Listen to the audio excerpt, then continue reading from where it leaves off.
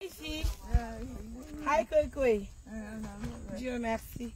Nanti se wonki ti nerga fo. Mo yaltini demain. Yaltini ndanku. Yaltini. Ko adero yi. Yero e. Viens, tu vas nous aider. Wali ni dundon. Wallo me yaltingo kunu mountain. Yaltini pidnyo ko nyaga wonun dum fo. Walla nambe kunda ron kene. Kono yimantola. Moto katangal. Kono kata ko biaddi ko moto ngal. Tu peux rentrer ici, oui. Dari baaw dam. No baaw.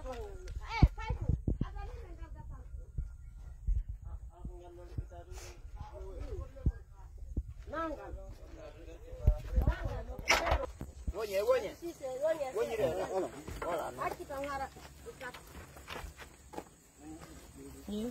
C'était le lit de mer.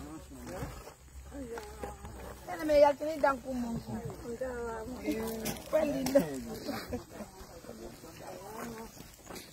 Jadi tanya lang telepon lang go sino di lang. Décroche nani. Ino lang OTP.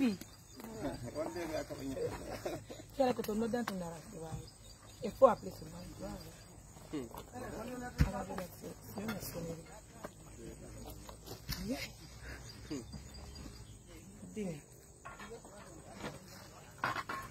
Godo no dila no dolla nani ma décrochon lan ni do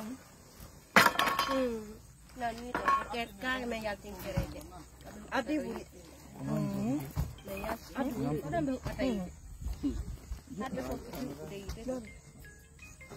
mama di buri go décroché non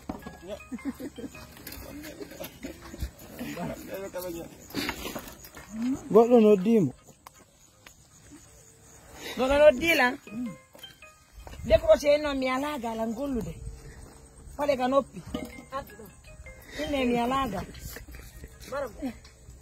Ine mi alaga.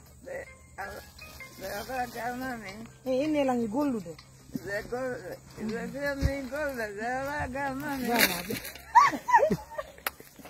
Pendant que le téléphone sort. C'est pas. Nem se non si io inela e golle nani. Non to la ki ko jogi no da ko na. Non do kam ni. Kaya.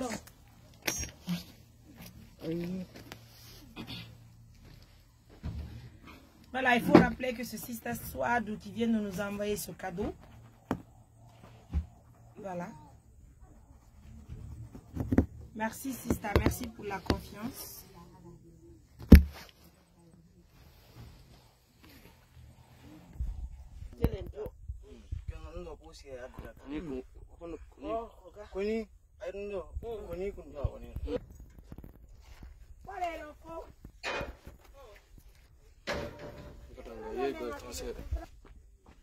Je crois que par là c'est bien fait. On va la faire venir.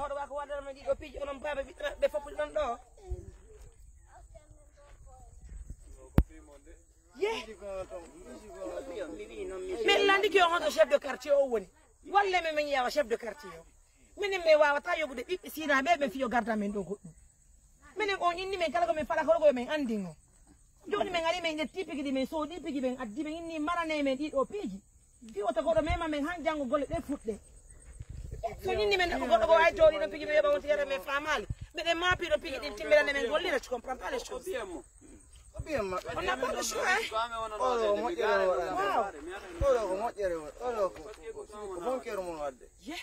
on sewoni yara o ara o soda ɗum ɗo fo tawara ko yoɓɓimo kadi fi goɗɗo koyo ayno ɗum ɗo ça devient autre chose yo men ɗaɓɓu goɗɗo gardo ɗum yoɓon joni na ella men nani men jaɓi piɗi ɗi fof ko Allah holle men on faalaɗo on wallayɗo men garda ɗo min yoɓaymo na probléme yo wallene men ɗon joni par ce que niɓɓi ko ma men yaha joni kottoɓe wallir men ɗum ɗo i waɗe men ɗon joni gardanomi matériel jamin wona ella ko ni Allah muyi piɗi ɗi fof ko dokkal Allah on n'a pas le choix